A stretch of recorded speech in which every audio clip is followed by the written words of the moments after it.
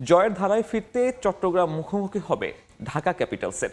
দ্বিতীয় ম্যাচে স্বাগতিক সিলেটের কাছে হেরে কিছুটা ব্যাকফুটে ক্যাপিটালস শিবির। সেই সুযোগটাই কাজে লাগাতে চায় এবার চট্টগ্রাম রয়্যালস। ম্যাচটি শুরু হবে দুপুর 2টায়। দিনের দ্বিতীয় ম্যাচে সিলেটের প্রতিপক্ষ রংপুর রাইডার্স। দুদিন বিরতির পর মাঠে খেলা গড়ালেও নিজেদের ম্যাচ না থাকায় ঝালিয়ে নেওয়ার সুযোগ পেয়েছে চট্টগ্রাম রয়্যালস। এদিন সিলেটে তীব্র শীত উপেক্ষা করে আউটার গ্রাউন্ডে অনুশীলনে বন্দরনগরীর দলটি। চট্টগ্রামের কোটি টাকার ক্রিকেটার নাইম শেখ বিপিএলে শুরুটা করেছেন দারুণ। নেটে এদিন ব্যাটিং করলেন লম্বা সময়। জয় পেতে ভূমিকা রাখতে হবে তাকে, তাই তো কোচিং প্যানেলেরও বাড়তি নজর তার উপর।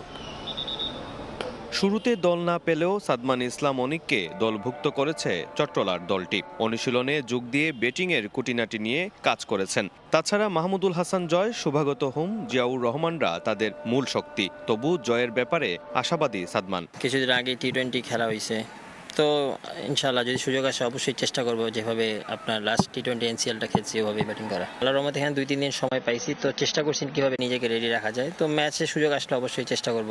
বোলিংয়ে চট্টগ্রাম শিবিরে আছেন পেসার শরীফুল ইসলাম।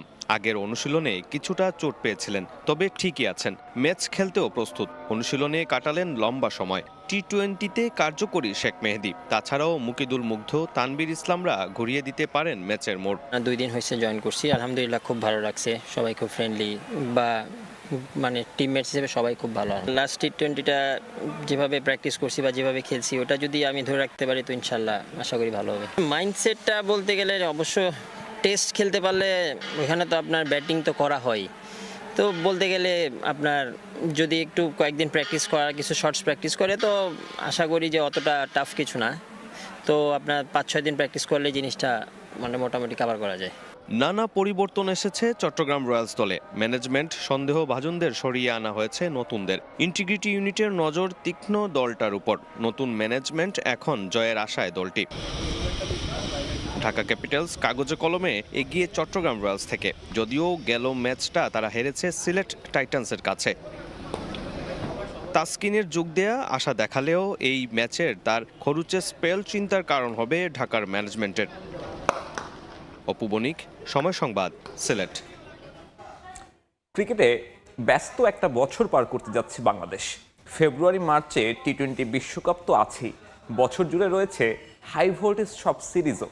দ্বিপাক্ষিক সিরিজে মোট 10 টেস্ট এবং 12 টি-20। আর ভারত বাংলাদেশ সফরে এলে মোট ওয়ানডে ম্যাচ হবে 23টি। আন্তর্জাতিক ক্রিকেটে 3 ফরম্যাটের সিরিজ ও ফ্র্যাঞ্চাইজি টুর্নামেন্ট মিলিয়ে এ বছরটায় মহা ব্যস্ত থাকতে হবে বাংলাদেশি ক্রিকেটারদেরও। চলছে বিপিএল, এর মাঝেই টি-20 বিশ্বকাপের প্রস্তুতি সারতে হচ্ছে জাতীয় দলের ক্রিকেটারদের। 23 জানুয়ারি বিপিএল শেষ হতেই বেঙ্গালুরুতে বিশ্বকাপের ওয়ার্ম আপ গেম খেলতে যাবে বাংলাদেশ দল। এরপর 7 ফেব্রুয়ারি থেকে 8 মার্চ পর্যন্ত ভারত শ্রীলঙ্কার যৌথ আয়োজনে চলবে ওয়ার্ল্ড টি-20-র মহাযজ্ঞ। বিশ্ব আসরের পরও বিশ্রামের সুযোগ নেই, বরং বড় বড় দলের বিপক্ষে কঠিন পরীক্ষা অপেক্ষা করছে। 2027 ওয়ানডে বিশ্বকাপে সরাসরি খেলা নিশ্চিত করার মিশনেও নামতে হবে লাল সবুজের প্রতিনিধিদের। টি-20 বিশ্বকাপের পরই পাকিস্তানের বিপক্ষে হোম সিরিজ। পিএসএল এর কারণে সিরিজটা হতে পারে 2 ভাগে। 2 টেস্ট এবং 3টি করে ওয়ানডে ও টি-20 খেলতে 2 ধাপে বাংলাদেশ সফরে আসতে পারে পাকিস্তানিরা।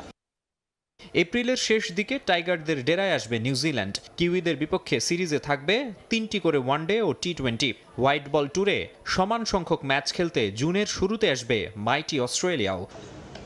এরপরই শুরু হবে বিদেশ সফর, প্রথমে আফ্রিকা, এরপর ইউরোপ, আর সবশেষে গন্তব্য ওশেনিয়া মহাদেশ। জুলাইয়ে জিম্বাবুয়ে সফরে গিয়ে 2 টেস্ট ও 5 ওয়ানডে খেলবে ফিল সিমন্সের শিষ্যরা। আর আগস্টের শুরুতে যাবে আয়ারল্যান্ডে, সেখানে রয়েছে 3টি করে ওয়ানডে ও টি-20। আবার আগস্টেই অপেক্ষা করছে ঐতিহাসিক অস্ট্রেলিয়া সফর। 2 ম্যাচ টেস্ট সিরিজ খেলতে দেশটিতে যাবে বাংলাদেশ দল।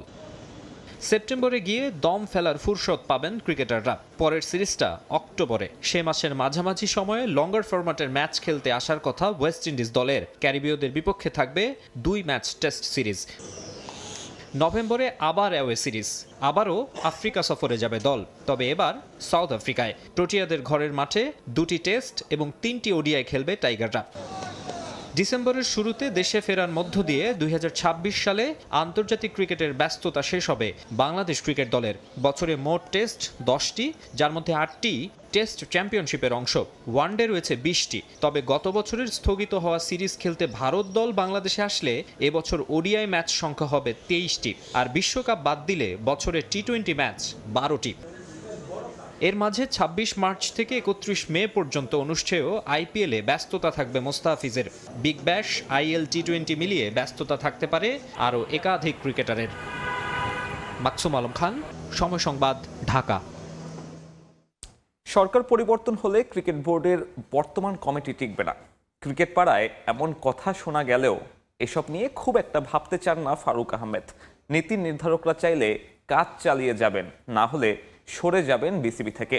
তবে বর্তমান সভাপতিকে স্বাধীনভাবে কাজ করতে দেওয়ার অনুরোধ করেছেন বোর্ডের ভাইস প্রেসিডেন্ট। বিস্তারিত জানাচ্ছেন সাজিদ মুস্তাহিদ। আপনাদের বোর্ডটা আসলে দায়িত্ব নিয়েছে 6 অক্টোবর ইলেকশন হয়েছে। সামনে আমরা জানি যে ফেব্রুয়ারিতে ন্যাশনাল ইলেকশন আছে, অলরেডি তফসিল ঘোষণা হয়ে গেছে। অনেকেই বলছে, স্পোর্টসের সাথে সংশ্লিষ্ট যারা, অনেকেই বলেন যে ইলেক্টেড গভর্নমেন্ট আসলে এই ক্রিকেট বোর্ড বা এই কমিটিটা থাকবে না, ভেঙে দিয়ে হয়তো নতুন কমিটি করা হবে। এটার ব্যাপারে আমি খুব বেশি বলতে পারবো না যে নতুন গভর্নমেন্ট আসলে তারা কি করবে, বাট আমার কাছে মনে হয় যে দেখেন, ভেঙে দিল, আমি চলে গেলাম, আমি আর কিছুই পাইলাম না, আমি সারাদিন বসে বসে খালি প্লট করবো কেমনি আবার আসা যায় না। এটা আমি আমারটা বলতে পারি, আমার এখানে কিচ্ছু হবে না। মানে I am not bothered, because আপনি যদি আমার থেকে কোনো সার্ভিস না চান, আমার যেই কি বলে, আমার যেই এতদিনের যে এক্সপিরিয়েন্স গ্যাদার করেছি ক্রিকেটে, অ্যান্ড মানুষ বলে আমি চিফ সিলেক্টর হিসাবে খুবই ভালো কাজ করেছি, সো ডেফিনেটলি আমি বাংলাদেশ ক্রিকেটের জন্য কিছু একটা, মানে I M a soldier Bangladesh ক্রিকেটের জন্য, তাই না? সো ওইটা যদি আপনি আমার থেকে চান, আমি আমার ক্যাপাসিটিতে আপনাকে হেল্প করবো। আপনি না চান, দ্যাটস ইউর প্রবলেম। এটা আপনার জন্য কতটা আসলে পীড়াদায়ক ফারুক ভাই, যে আপনি তো ক্লাব ক্রিকেট খেলি, তো আপনার উত্থান, ক্লাব ক্রিকেটের অবদানটা কিন্তু অনেক আমাদের দেশের ক্রিকেটে, কিন্তু এই ক্লাব ক্রিকেটে এখন কিছুটা আসলে আমরা দেখছি যে থমকে আছে, অনেকগুলো ক্লাব অংশ নিতে চাচ্ছে না। ক্লাবগুলো খেললে খুব ভালো হতো, নাথিং লাইক ইট। আপনি যেটা বলেছেন যে 100% একমত যে ক্লাব ক্রিকেট আমাদের ক্রিকেটকে এই পর্যন্ত এনেছে। কিন্তু আমি আবার যদি আপনি যেমন 2000 যখন আমরা টেস্ট স্ট্যাটাস পেলাম, তখন থেকে কিন্তু চেষ্টা হচ্ছে যে আমাদের আঞ্চলিক ক্রিকেট সংস্থা করা, ওই যাতে আরও অনেক মানুষ ইনভলভ হয়। অনেক ট্যালেন্ট হয়তো আপনি চিটংয়ে আছে, ময়মনসিংহে আছে, রাজশাহীতে আছে, যারা ঢাকা পর্যন্ত আসতে পারে না, কিন্তু আপনি যদি ওদের প্রপার ফ্যাসিলিটি ওখানে ওরা পেত, ওখান থেকে কিন্তু আপনার উঠতে পারতো। সো এই ব্যাপারে আমি ক্রিকেট বোর্ডে থাকি না থাকি, যেই আসুক, ওই আঞ্চলিক ক্রিকেটে যে বলি আমি আরও ছড়িয়ে দেওয়া, ওই জিনিসটা চালু করা উচিত। ডিসেন্ট্রালাইজ করার যে ইয়েটা, সেটা কিন্তু আমরা ওইভাবে দেখছি না। দু একটা বিচ্ছিন্ন টুর্নামেন্ট হচ্ছে, কিন্তু আমরা এখনও খোঁজ নিয়ে দেখি যে শীতের মৌসুম চলছে, খেলার মৌসুম এখনও দেশের অনেক জেলাতে কিন্তু জেলা লিগটা এখনও শুরু হয়নি বা চলছে না। রিজিওনাল ক্রিকেট অ্যাসোসিয়েশন এগুলো কিন্তু কনসেপ্টে খাতা কলমই আছে, but I am sure Aminul Islam infrastructure development যেসব দেশে কিছু নাই, ওসব দেশকেও সে অনেক দূর কাজ করেছে। সে তার হাত ধরে আমার মনে হয় এই জিনিসগুলো সে যদি আর একটু সময় পায়, এই জিনিসগুলো যেমন সে যদি ঠিক করে দিয়ে যেতে পারে, আর ইনফ্রাস্ট্রাকচারটা আমাদের যেটাতে তার I am sure he is so experience in this, মানে তারাদের ছেড়ে দেওয়া হলে আমার মনে হয় সে এখানে খুব ভালো কাজ করতে পারে। তবে আমাদের তাকে হেল্প করতে হবে। আমাদের এই প্রেসিডেন্টকে যদি আমরা হেল্প না করি, মানে প্রেসিডেন্ট যদি নন ইম্পর্টেন্ট ইস্যুতে বিজি থাকে, তাহলে কিন্তু সেই কাজগুলো করতে পারবে না। সাজিদ মুস্তাহিদ, সময় সংবাদ, ঢাকা। সবসময় ক্রিকেট নিয়ে ভাবেন, খেলাটা উপভোগও করেন। সে কারণেই এতদিন আন্তর্জাতিক ক্রিকেটের বাইরে থাকলেও ফ্র্যাঞ্চাইজি টুর্নামেন্টে পারফর্ম করে যাচ্ছেন সাকিব আল হাসান। এমনটাই মত বিশ্বসেরা অলরাউন্ডারের অন্যতম কোচ নাজমুল আবেদিন ফাহিমের। প্রেক্ষাপট পরিবর্তন হলেও ফিটনেস ও পারফরমেন্সের বিচারে ভবিষ্যতে তার জাতীয় দলে প্রত্যাবর্তনের সুযোগও দেখছেন তিনি। যে যদি সুযোগ থাকে, আমি যদি দেশে যেয়ে খেলতে পারি, মিরপুর টেস্ট হবে আমার জন্য লাস্ট, স্পেশালি টেস্ট ক্রিকেটে। অনেকেই তার এপিটাফ লিখে ফেলেছেন, কিন্তু তিনি যেন ফুরিয়ে যাবেন না।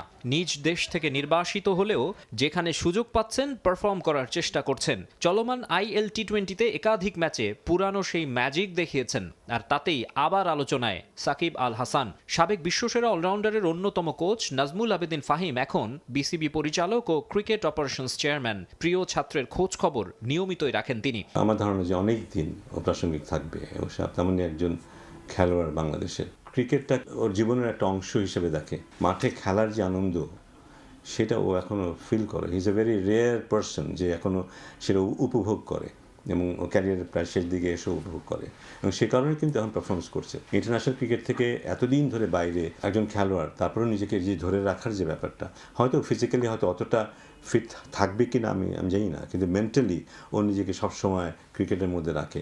2024 সালের 5 আগস্টের পর থেকেই দেশ ছাড়া সাকিব আল হাসান আওয়ামী লীগ আমলের সংসদ সদস্যের প্রতি চরম ক্ষোভ অনেকের। তাই দেশের মাটিতে খেলে আন্তর্জাতিক ক্রিকেট থেকে অবসর নেয়ার স্বপ্ন অধরাই থেকে গেছে তার। একনিষ্ঠ ভক্তরা অবশ্য লাল সবুজ জার্সিতে সাবেক বিশ্বসেরা অলরাউন্ডারকে মিস করেন, যে কারণে বিভিন্ন সময় মাঠে তার নাম লেখা ব্যানার পোস্টার দেখা যায় এখনো। মাঝে তাকে দেশে আনার প্রক্রিয়া শুরু হয়েছিল, তবে সবুজ সংকেত পেয়ে সংযুক্ত আরব আমিরাত পর্যন্ত এসে আবার অপর মহলের নির্দেশে যুক্তরাষ্ট্রে ফিরে যেতে হয়। তৎকালীন যুব ও ক্রীড়া উপদেষ্টা ক্রিকেট বোর্ডকে বলেই দেন কোনোভাবে যেন বাংলাদেশের হয়ে খেলতে না পারেন সাকিব। তবে পরিবর্তিত পরিস্থিতিতে আবারও স্বপ্ন দেখছেন ভক্তরা। তখন যে পরিবেশ ছিল বা ছিল সে সময়টায় তার জন্য আসাটা কতটা নিরাপদ ছিল বা কী ছিল সেসব ব্যাপারগুলো তো অবশ্যই আসে, সেসব কারণেই হয়তো তখন সম্ভব হয়নি। বাট একটা সময় কিন্তু ও প্রায় চলে আসবে আমার একটা অবস্থানে তৈরি হয়েছিল। কিন্তু যেটা হয় না, যারা চায় তাদের তো এক ব্যাপার, যারা চায় না তাদেরকে নিয়ে চিন্তাটা বেশি, সেখানে সে কারণে হয়তো সে সময়টা হয়নি। ওর যেই ইচ্ছা, ওর যে স্বপ্ন সেটা যদি পূরণ হয় তো আমি খুবই খুশি হব অবশ্যই। এটা নিয়ে আলাপও যে হয়নি তা না। আমি জানি না ঘটনা প্রবাহ আমাদেরকে কোথায় নিয়ে যাবে জানি না। ওর হাতে তো অনেক সময় নেই। ও যতদিন খেলার মতো ফিটনেসও থাকবে, ও যদি আসতে পারে, খেলতে পারে এবং যে বাংলাদেশকে ক্রিকেটের মাঠেও এত কিছু দিয়েছে সেখানে যদি বাংলাদেশের জন্য খেলে ওর খেলা শেষ করতে পারে, that will be a perfect tribute for someone. ফ্যানদের আশা জাতীয় নির্বাচনের পর সাকিবের জাতীয় দলে প্রত্যাবর্তনের পথ সুগম হবে। মাকসুম আলম খান, সময় সংবাদ, ঢাকা। উগ্রবাদীদের হুমকি থাকলেও মোস্তাফিজুর রহমানকে আইপিএলে খেলানোর ব্যাপারে অনড় ভারতীয় ক্রিকেট বোর্ড। ভিসা পাবার ব্যাপারেও কাটার মাস্টারের কোনো সমস্যা হবে না বলে জানিয়েছেন বিসিসিআইয়ের শীর্ষস্থানীয় এক কর্তা। সাম্প্রতিক সময়ে টালমাটাল ভারত বাংলাদেশ কূটনৈতিক সম্পর্ক। দুই দেশের উগ্রবাদীরা সেই সম্পর্ক জটিল করে ফেলছে আরও, যার প্রভাব পড়ছে ক্রিকেট মাঠেও। আইপিএল থেকে মোস্তাফিজুর রহমানকে বাদ দিতে এরই মধ্যে নানান জায়গায় নানান প্রতিবাদের দেখা মিলছে। প্রতিবাদ চলছে সামাজিক মাধ্যমেও। তাতে কলকাতা নাইট রাইডার্সে কাটার মাস্টারের খেলা নিয়ে দেখা দিয়েছে অনিশ্চয়তা। যদিও নাম না প্রকাশ করার শর্তে ভারতীয় ক্রিকেট বোর্ড কর্মকর্তা নিশ্চিত করলেন হুমকি থাকলেও আইপিএলে ঠিকই খেলবেন বাংলাদেশি তারকা। আমাদের বুঝতে হবে এটা নাজুক পরিস্থিতি। আমরা বরাবরই সরকারের সঙ্গে কূটনৈতিক বিষয় নিয়ে যোগাযোগ রাখছি এবং এমন কিছু শুনিনি যেখানে বাংলাদেশি ক্রিকেটারদের নিষেধাজ্ঞার আওতায় আনা হতে পারে। তাই হ্যাঁ, মোস্তাফিজ আইপিএল খেলবে, বাংলাদেশ আমাদের শত্রু নয়।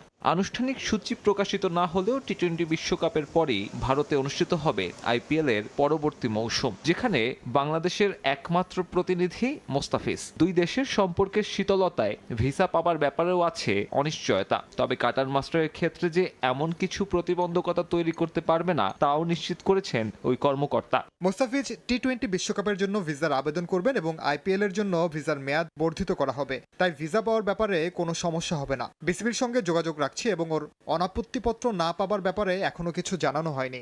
বিসিসিআই নিশ্চয়তা দিয়ে দেয় চূড়ান্ত সিদ্ধান্তটা এখন মোস্তাফিজ আর বিসিবির কাছে। নিরাপত্তা শঙ্কায় আইপিএল থেকে ক্রিকেটার কিংবা ক্রিকেট বোর্ড যদি নাম সরিয়ে নেয় তাহলে কলকাতার জার্সিতে দেখা যাবে না কাটার মাস্টারকে।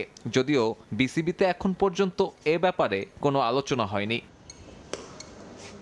সাব্বির মিথুন, সময় সংবাদ। ইপিএল এর খবর হতাশা দিয়ে নতুন বছর শুরু করলো লিভারপুল ও ম্যান সিটি।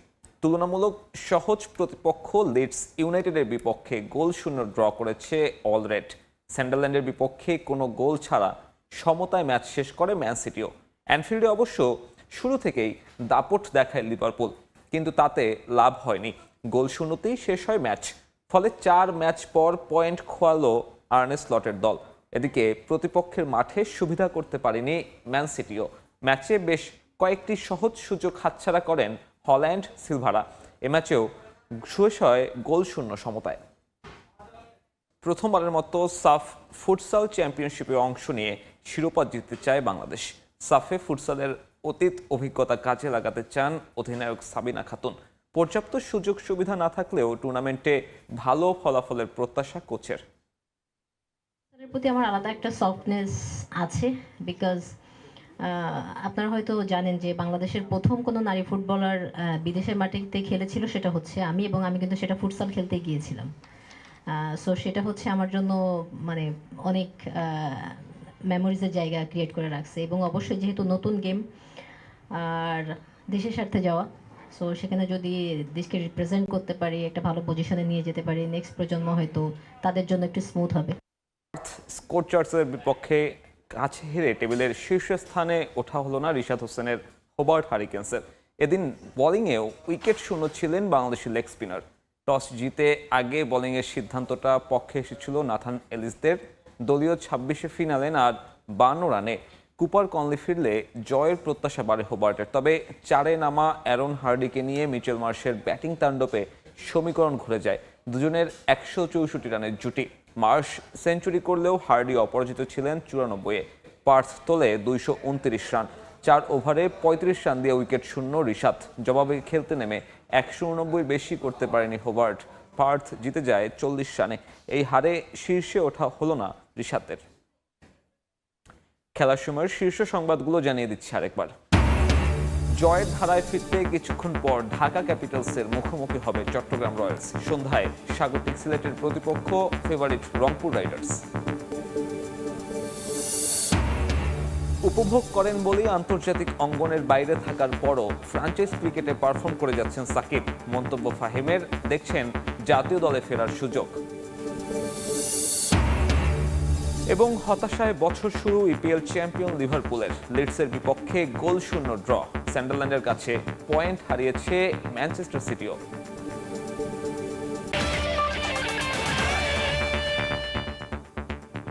এই ছিল খেলার সময়ের পর দুপুরের সময়ের সঙ্গে থাকবেন আলিশা ইসলাম।